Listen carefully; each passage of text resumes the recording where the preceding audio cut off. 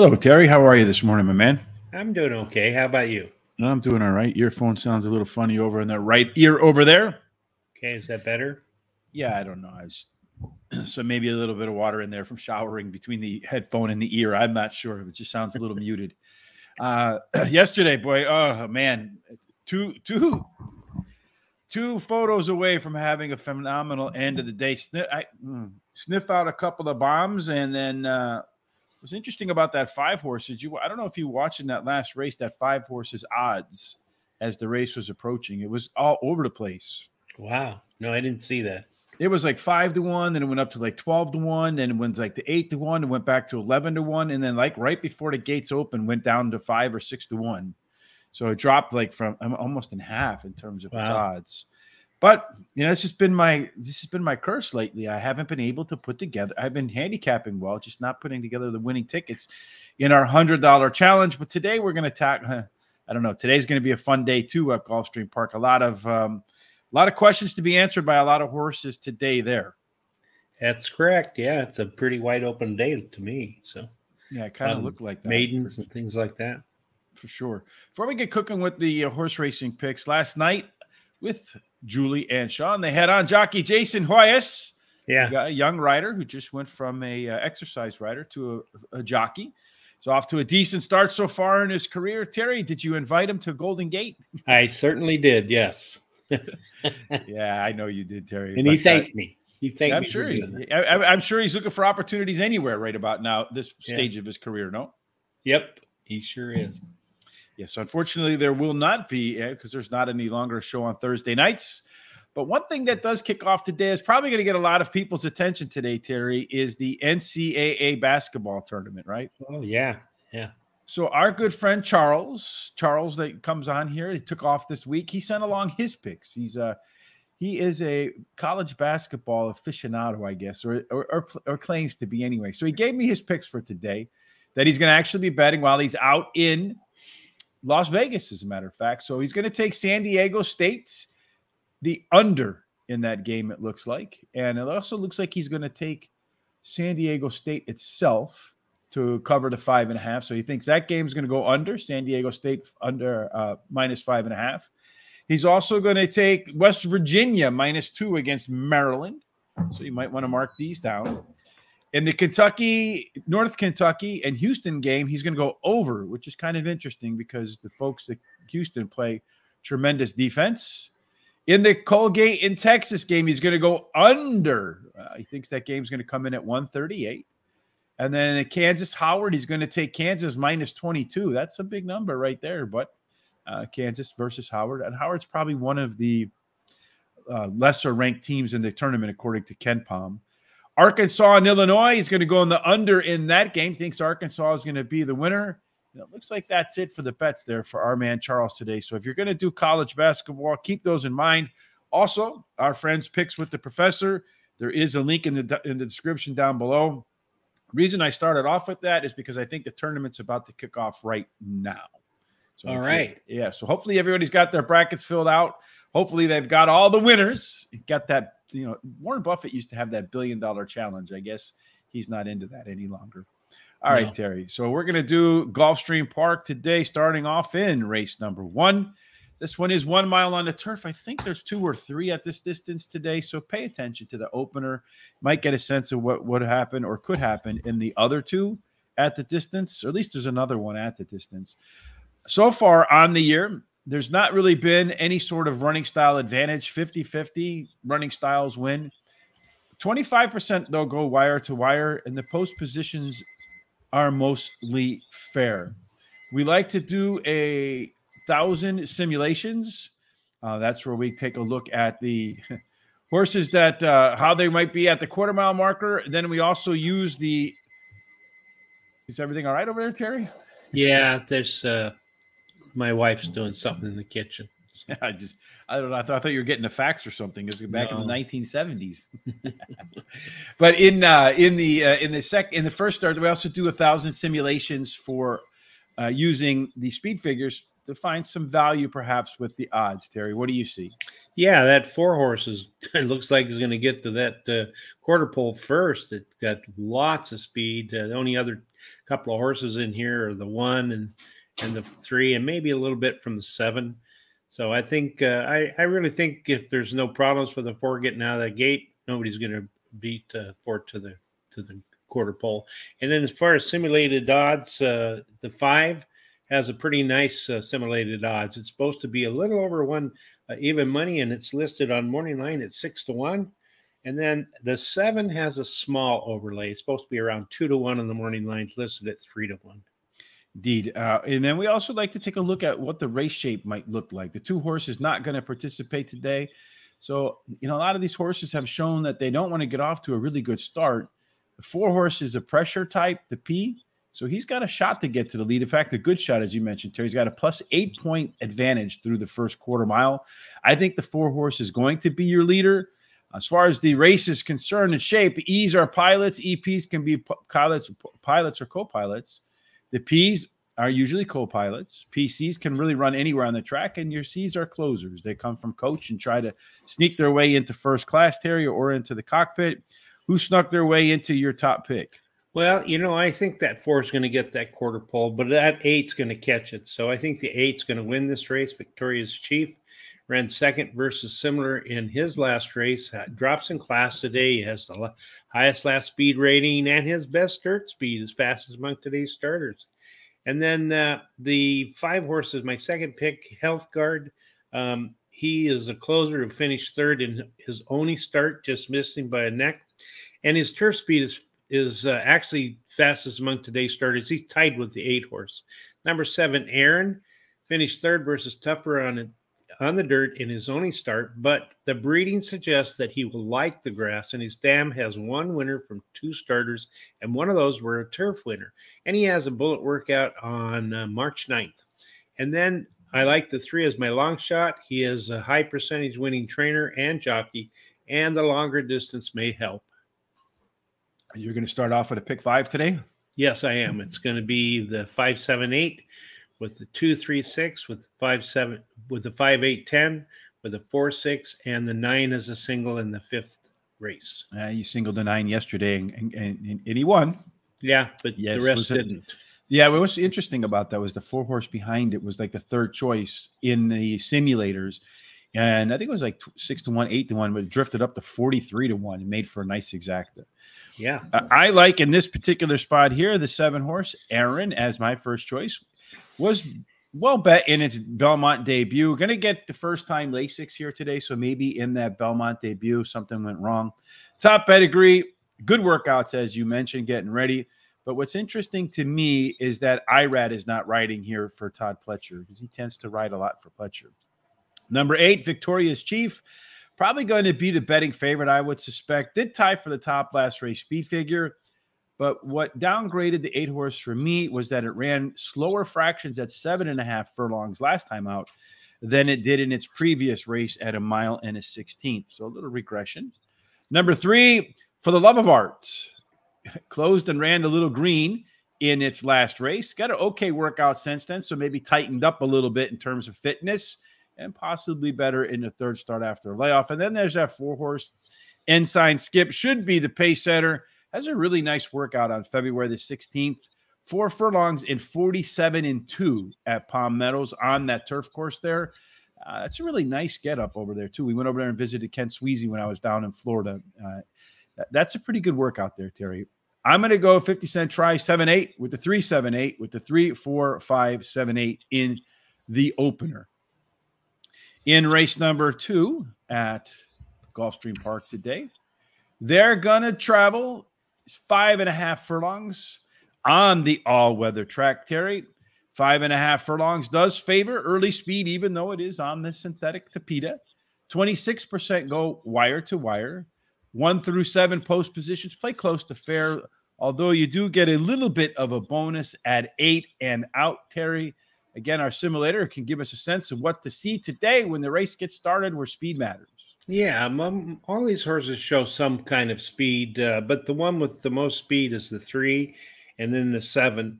I think that the 3 will probably get to the quarter pole first. And then as far as overlays go, that 3 does have a nice overlay. It's supposed to be like, I don't know, less than even money, and it's 5-2 on the morning line odds. And then you've got a small overlay on this on the 7, supposed to be around 9-1. He's listed at 10-1. All right, beautiful. I'm looking at the way to the winner circle worksheet here. Almost everybody wants to be forwardly placed except for the one horseback in here. So that one is not going to be a part of the early speed, and it doesn't have a lot of late pace. So maybe the one horse will have its work cut out for it today. There is plenty of giddy up and going here. You see the 6 got some speed. The 3's got some speed. The 7 has some speed. The 5 has some speed. Looking at this 3 horse too, it does have the top late speed and a 7-point advantage when you combine the early part of the race and the late part of the race. 3 horse definitely, as the simulator says, should be one that you have to contend with from gate to wire. We both have him second, though. Different choices up on top. Yeah, I like the 6 on top, Monforte. He won his last race at Gulfstream Park. He drops in class today, has a high percentage winning trainer and jockey. Then that 3 horse that you were talking about, Adios Asher, he finished 3rd versus similar in his last race and has a trainer wins 36% of the time when he brings a beaten favorite back to race again. Number 2 is my 3rd pick, Quite Ready. Switches to a high percentage winning jockey. Can prove while returning to a sprint. He has the best all-weather speed among today's starters, and he has a nice bullet workout on March 11th. My long shot is the 5. He was only beaten by 2 lengths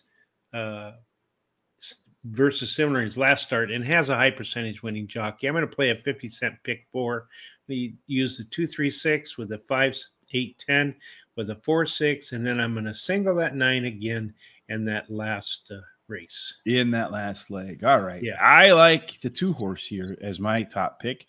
That's Quite Ready. Some early speed. The horse is shown in the past, cutting back from routes, so that should help it go a little bit faster. At the distance, 7 times, 2 wins, 2 seconds, and a 3rd, all on the Gulfstream Park, all-weather track.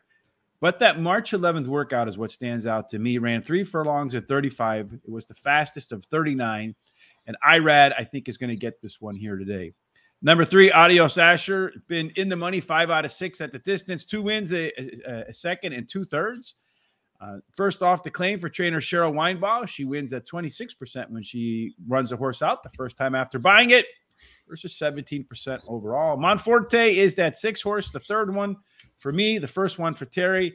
That guy's been off for almost 2 years. If he breaks sharply, he'll have a good chance, but it's a good possibility he'll be rusty today. And then finally, number 7, Brits Candyman. The 2 all-weather races that this horse has had were solid. First time gelded today. Let's see what happens and see if indeed he says, you know what, I'm going to run a little bit faster today. I don't want nothing else cut off. Pick 4, I'm going to single that too. I think the rest of the sequence perhaps could be a little open. 4, 5, 6, and 8 in race number 3. The 4, 5 in race number 4. And in race number 5, the 1, 2, 9, and 11. I'm not as confident as you are on that 9 horse.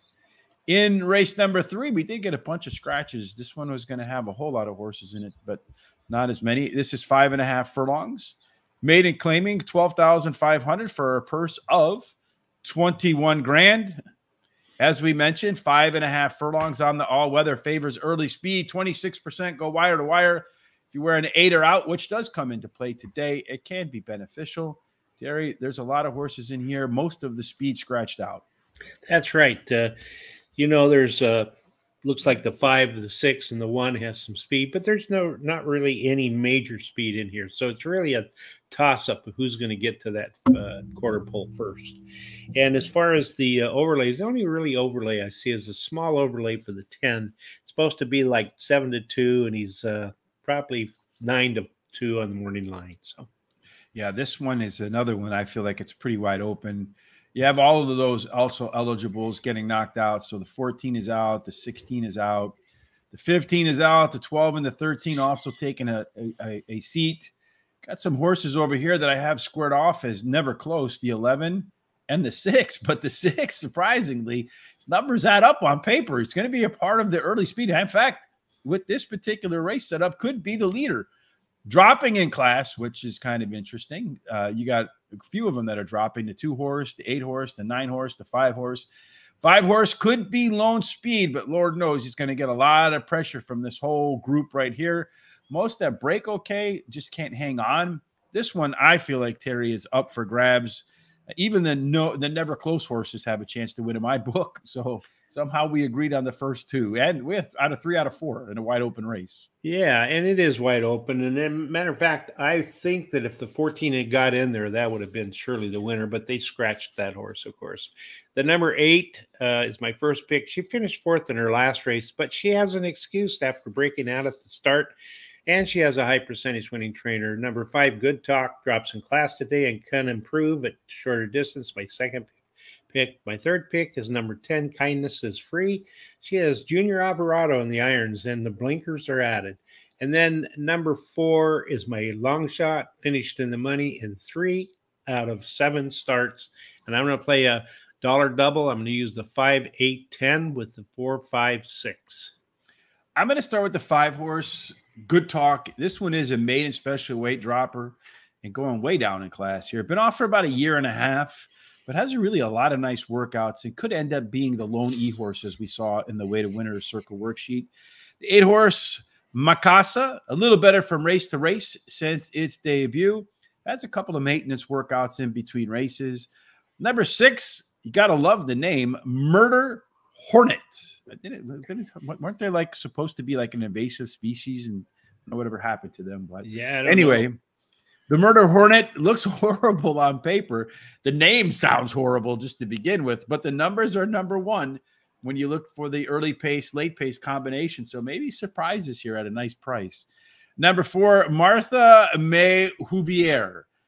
At the distance and on the all-weather track, you mentioned that the horse has finished in the money 3 out of 7 times, where all of them were in a handful on the all-weather track.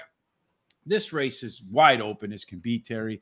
I'm going to do a 50-cent try. I mean, I almost passed on this one. Honestly, I would pass on this one 90% of the time. Yeah. 5, 6, 8 with the 5, 8 with the 4, 5, 6, 8, and 10. But I do believe in what I've heard Eddie Olczyk say. I don't remember who he got it from, but Eddie Olczyk says you got to make a bet every day because you might be walking around lucky and not know it. If I was walking around lucky in race number 3 and didn't know it, and that number's hit, you could get a good payout, especially if that 6 horse comes home first. Yep. Race 4, 6 furlongs, allowance 35 grand. The purse is $39,000. For 6 furlong winners, you want early speed at Gulfstream Park because 37%, that's a fat number right there. Terry, go wire to wire. You do have a small inside 3 bias, so maybe Doc Amster, Living Water, and the 3 horse. I think the 3 horse actually scratched in this race. They might have a shot to get up there. Yes, indeed. King's Ovation on the sidelines. But it does look like if early speed matters, that 2 horse, Living Water, might be hard to run down.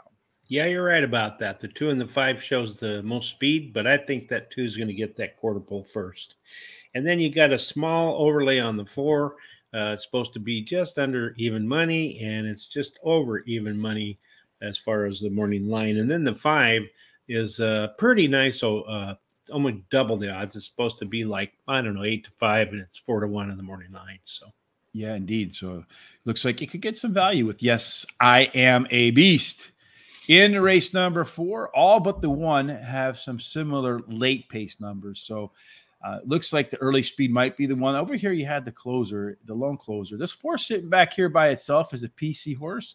That could be really dangerous because if this quartet goes too fast, because they're all E-types, the 2 and the 5, that could be trouble. That could spell trouble for that group.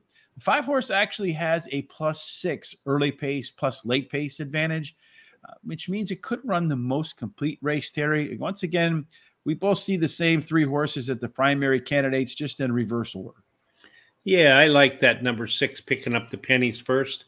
He won 3 races in a row at Gulfstream Park and then had a disappointing finish in his last race, but he was bumped, so he has an excuse, drops in class today, has a high percentage winning trainer and jockey.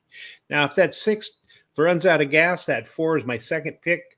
Collaborate, going to finish. He finished 3rd versus Tougher in his last race. Drops in class today, has a high percentage winning trainer, and I think he might be closing to catch the winner, the front runners. Number 5 is my 3rd pick. Yes, I'm a Beast. And he ran 2nd versus Tougher in his last race, has a high percentage winning trainer. He switches to high percentage winning jocker And my long shot is number 2, Living Water. Finished in the money in 6 out of 10 starts at Gulfstream Park, so likes the track. He won 3 of those starts, and he has the highest speed figure at today's distance.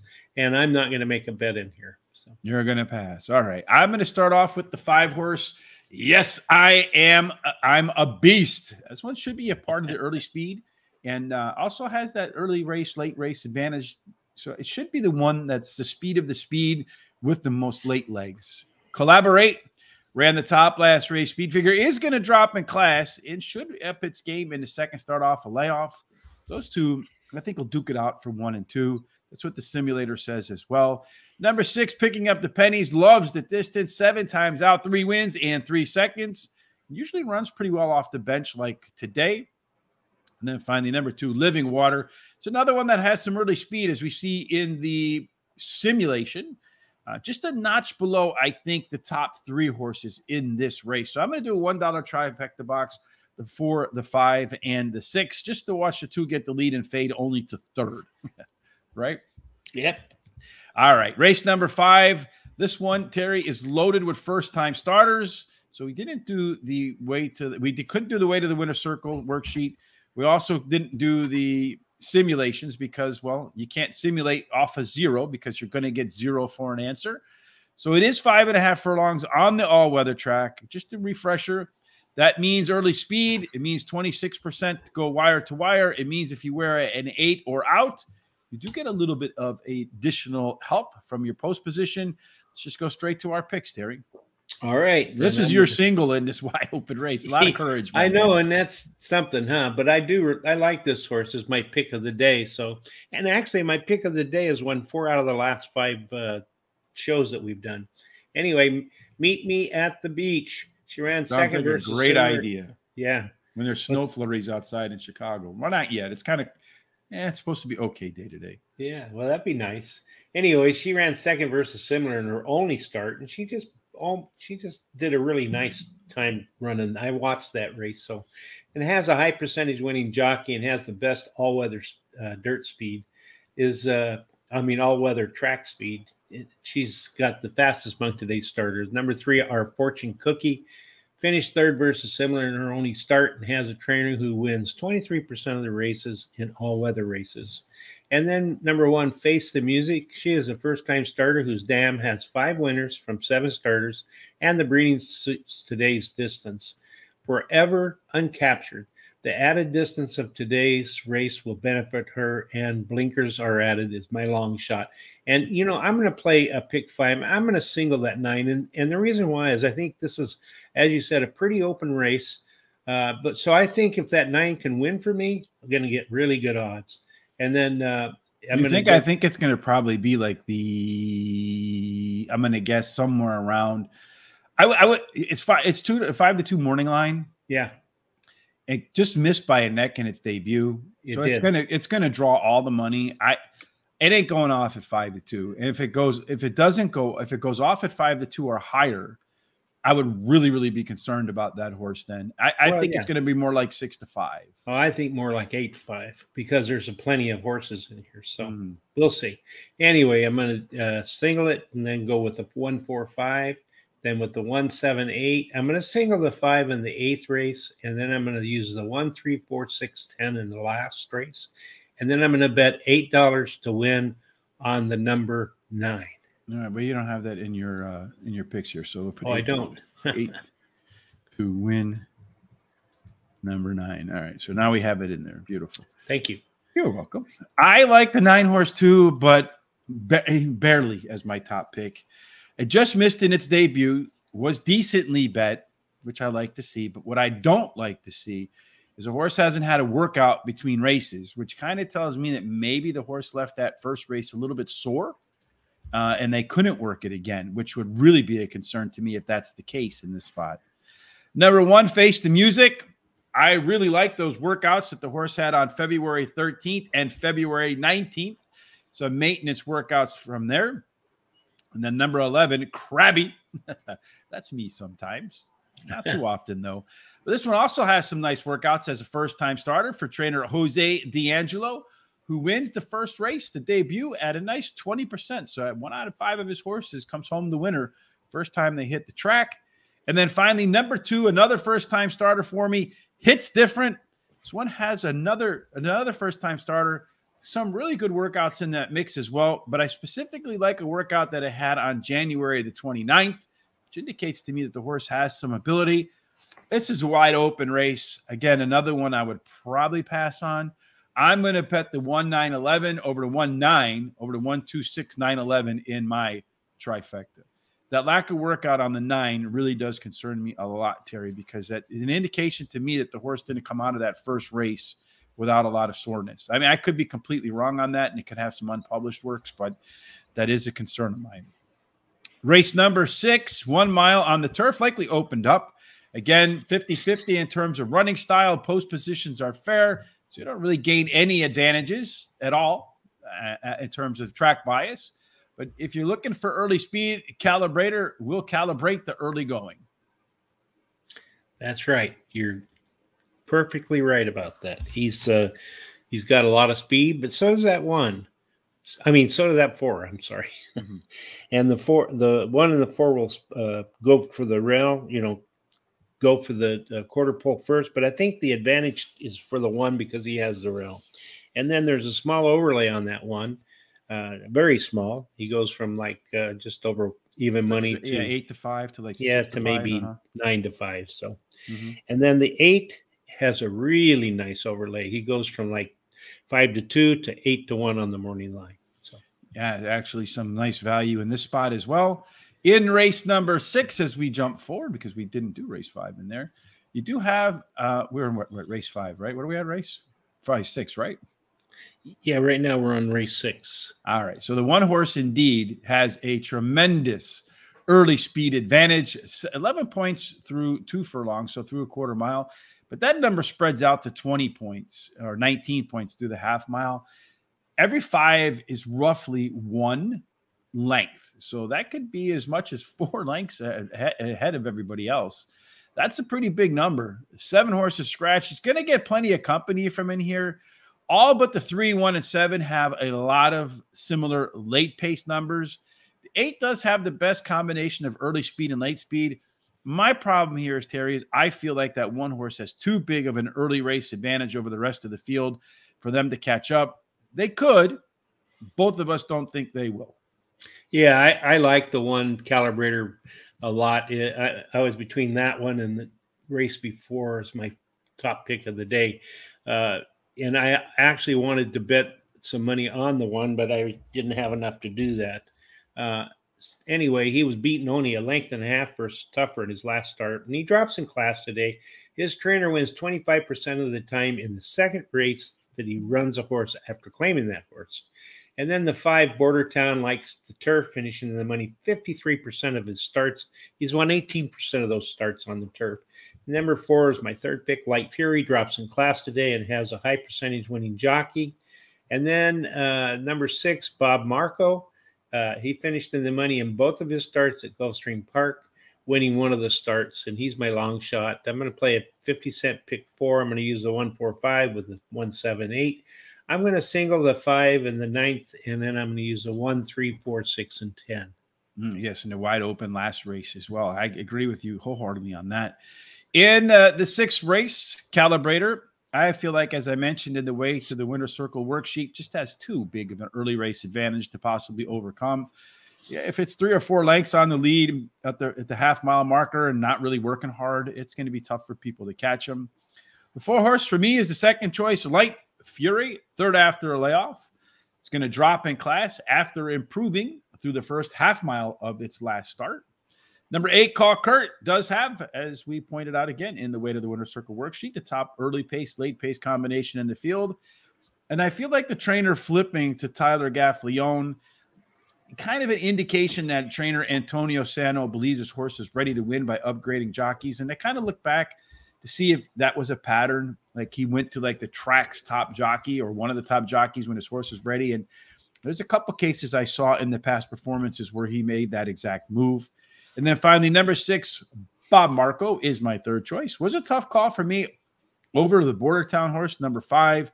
But this one has run on grass twice at Gulfstream Park and is a neck away from winning both of them. I'm going to do a pick 4 here.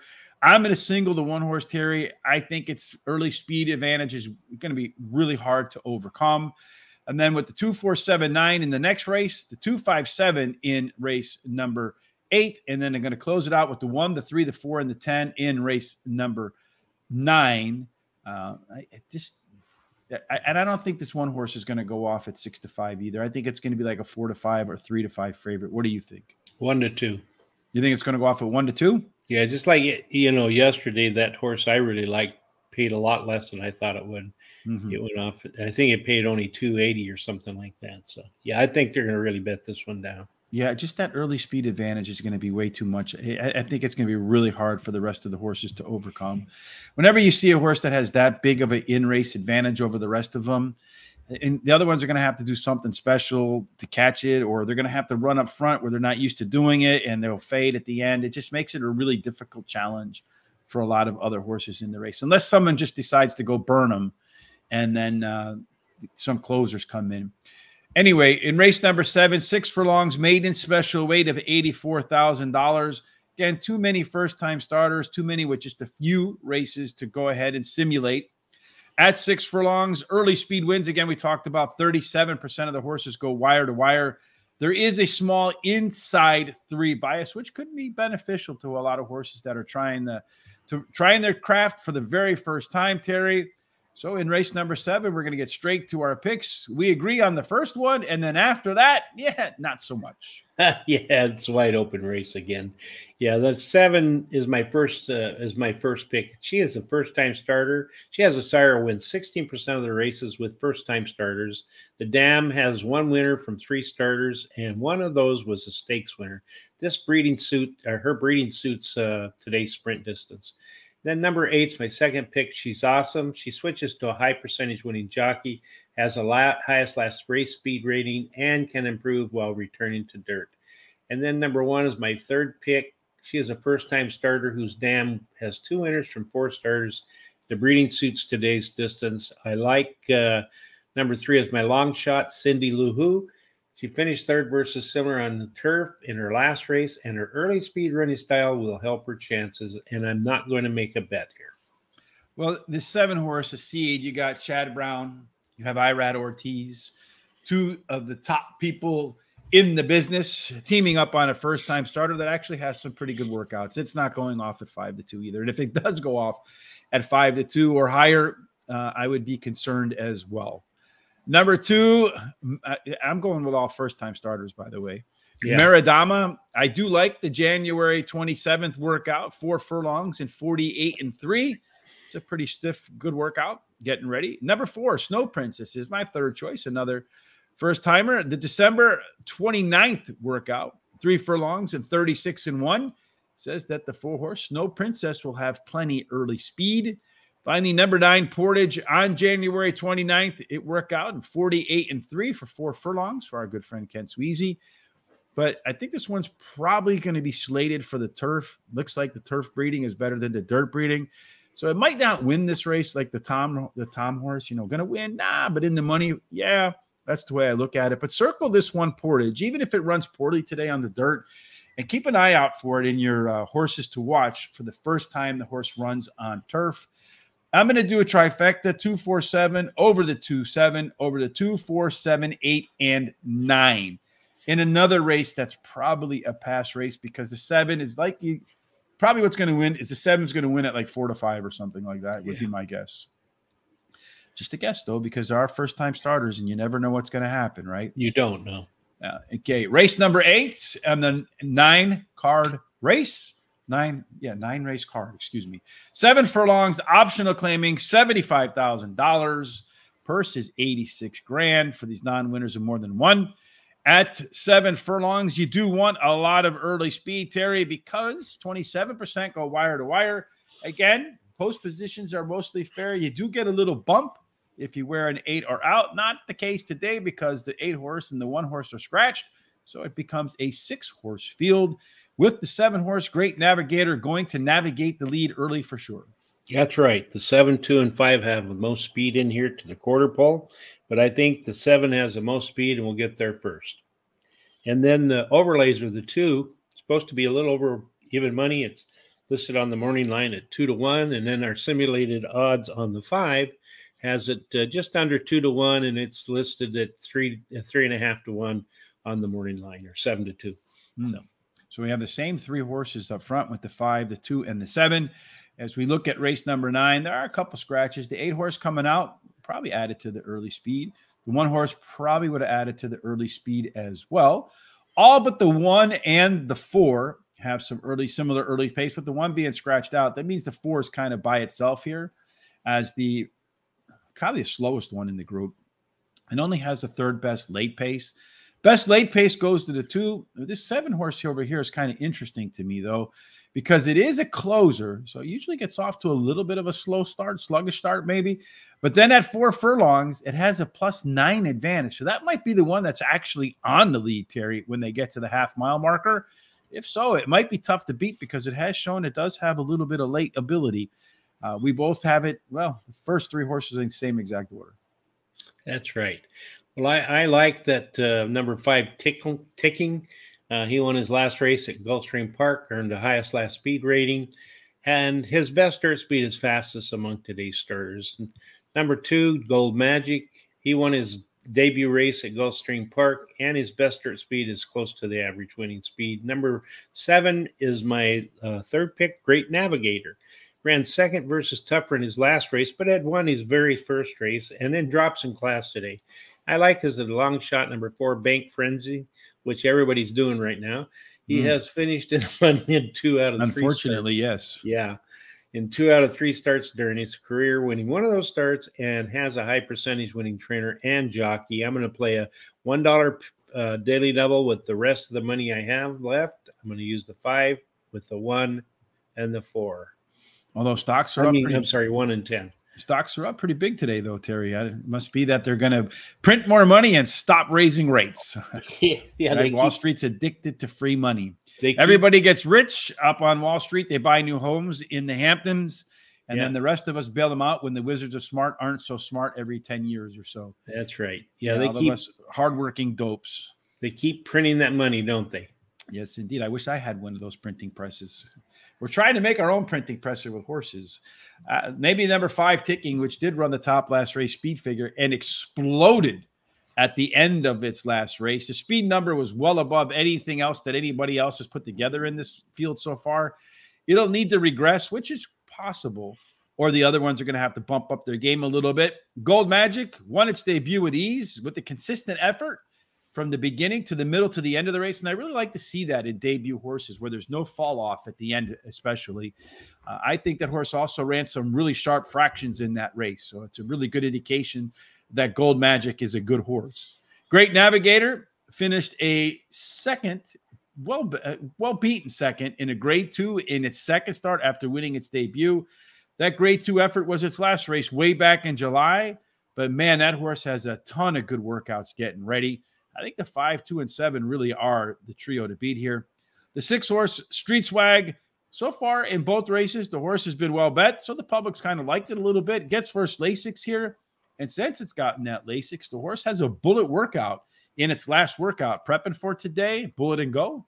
So I'm going to do a 50-cent try, 257 with the 257, the 25, excuse me, with the 2, 4, 5, 6, and 7. I probably should just box the 2, the 5, the 6, and the 7. It always bites me in the rear end when I say that and then don't do it. Last race, it got a couple of minutes before the first one, so let's run through race number 9 again. It is the 3rd one of the day at a mile on the turf. It's how they start. That's how they're going to end. Maiden special weight for $84,000. Terry, again, no particular running bias, no particular post position. There aren't any advantages. Just the best horse is probably going to win. In the last race, the best horse out of the gate looks like it's going to be Tar Heel Girl. Unfortunately, the Tar Heel Girls are not participating in the NCAA tournament, but will be on the lead today. That's right. And it's a lot of speed in here. The 2, 9, 6, and 7 show speed.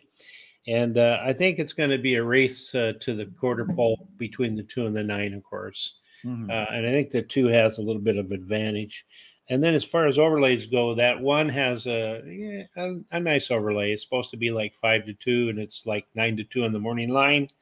The 4-horse is supposed to be less than even money, and it's a really nice overlay because it's probably 9-1 or 9-2 on the morning line, and then that 7-horse is a fairly nice overlay, 4-1 on the simulated odds, and it's listed at 12-1 on the morning line.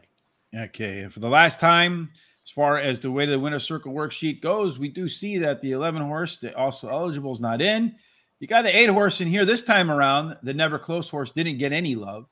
The 3 and the 10 are a couple of first-time starters. Of those horses that have run, it does look like the 9 and the 6, along with the 2, have the most early speed. But that 6-horse at 4 furlongs, so at the half-mile marker, is going to have a 10-point advantage over everybody else, Terry. So it should be the one that they're chasing down. They're walking to the gates now, so run through your picks real quick. All right, I like the number 10 preliminary. She is a first-time starter, but the breeding suggests she'll like the grass. She's bred for the route distance, and her jockey in the last 7 days has won 9 out of 26 starts. Number 1, Make the Boys Wink, is my second pick. Has a high percentage winning jockey, Tyler Graffione, and a good workout on March 5th. Number 4 is my third pick, has a high percentage winning trainer, and this trainer wins 22% of the time, second time that he uses Lasix. And then her best start speed is fast among today's starters. I like the 6 as my long shot, finished 7th in her debut, but was bumped during the race and has a high percentage winning trainer and jockey. So with a clean trip today, might do a lot better. All right, so race number 1's about to get started. It looks like the 8-horse right now is your favorite, which is Terry's pick on top, but it's only a 9-5 favorite, so not a hot favorite at all in there. The 5-horse, Terry's second choice, is the second pick on the board. Was acting up a little bit in the post parade, so maybe that horse is a little bit hyped. 7-horse is your third choice at 3-1. That's my top choice. Looks like next up on the board is the 3-horse at 7-1. Terry's going to do a pick 5 with the 5-7-8, with the 2-3-6, with the 5-8-10. It's also got the 4-6, and then singling up the 9. I'm just going with the trifecta in the first race, 7-8, with the 3-7-8, with the 3-4-5, 7, and 8. They're all in. Let's see if indeed the 4-horse Ensign Skip, as we've predicted here with our simulator, is the one that gets to the lead, and out the gates they go. It looks like it's a little bit of a competition between the 2 and the 4 for that lead. No, it's not the 2, it's the 3-horse in there, which is another one in there that we said had a shot to get the lead. Those are your 2 primary horses to be up front. So the 3-horse is actually the leader for the love of art. If you do that the wrong way a little bit, you could say it a little bit differently. Yeah, you could. Oh, fart. You could. Yes, indeed. So, but that one's got out to the front with the 4-horse behind. It doesn't look like to me they're running very fast. In fact, they're not. Opening quarter in 25.5. That's a little bit on the slow side. So I wouldn't be surprised to see the horses that are up front stay up front in this particular situation. The 7 and the 8, the 2 favorites, are in the back of the pack. Well, not all the way in the back. The 6-horse is kind of on its own way back there. And then as far as everybody else is concerned, they're all kind of tightly packed. So they go through the opening quarter in almost 51 seconds. I mean, they're walking, Terry, through the opening half here. The 7 and the 8 are really going to have some late legs to catch this crew. Right now, the 3 horses, it's got a good hold on the horse right there. The jockey on the 4 is asking for a little bit. Tyler Graffione out of the 4. The 5-horse has made a really nice move to the outside. 3-horse has still got a nice grip on his hold on his horse right there. It looks like this race is going to come down to the 3-horse or the 5-horse. The 5-horse is making some ground here. The 7-horse is making a little bit of move. It's going to be the 5-horse is going to be your winner, Terry. It's going to go 5, 3, 7, and the 6-horse. So 5, 3, 7, and 6. So Terry's alive in his pick 5 with the 5-horse. I had the 5-horse as my 5th pick. But what's interesting about this once again, Terry, and I don't know when I'm going to learn my lesson in here, but look who the simulated favorite was. That's right. It was the actual 5. So, and I look at these when you put them out at night, and a lot of times they really affect what I decide to put in there for maybe not the first pick, but a lot of times the second and third pick. So it's amazing how well this damn thing works. It works really well. That's why I've been started to use it, because I've been noticing how well it was working. Yeah, indeed. I thought with the 5-horse acting up a little bit up in the post parade, maybe something might be up with the horse, but he was amped. He was ready to go. That's why he was acting up. Real quick for me in race number 9, my picks, just my rationale. Melu, the 4-horse, versatile running styles could come in handy in this field. I really like the March 12th. It's got a bullet workout, last workout before going to the track today. And that workout was 4 furlongs and 48-4. Number 10, the preliminary, is my second choice in the last leg here. Another Chad Brown IRAD, first-time starter, has some really strong turf breeding. Make the Boys Wink. The 1-horse is the second choice for me. This one should be closing. Has 4 really good workouts since the last race. And then finally, the 3-horse, Red Roulette. It's another strong-bred debut horse for the grass. Okay, works as well. I'm going to do a 50-cent try, a little bit different here. I'm going to go with my top 3 picks, 1, 4, 10, over the 1, 4, 10, over the 1, 4, 5, 7, and 10 on that back leg there. All right. All right. So that gets us through all of the races today, Terry, at Gulfstream Park. Tomorrow, I will be back with our good friend Thomas at 1 o'clock Eastern. We're going to go through Sha Tin. I think the last 5 races at the Hong Kong track. A lot of good stuff there. Today, if you're going to bet at Turfway Park, there's a link in the description below tonight for guaranteed tip sheet. So head on over there. It's the free track of the day. Again, our good friend Charles had some nice picks. You can rewind to the beginning of the show. I know one of them that he liked, West Virginia, is off to a good start in the opening game in the tournament at the NCAA. Good luck with that bet, Charles. Hopefully it cashes for you. And then, of course, tomorrow, Saturday, you and I will be back probably around 12 o'clock Eastern to Oak Lawn Park. And then again on Monday, you and I will be back for Parks. Any final thoughts before we get up and get out of here today, Terry? Yeah, if you like what you saw today, please subscribe to YouTube and hit that little bell to get notification. Give us a thumbs up and like.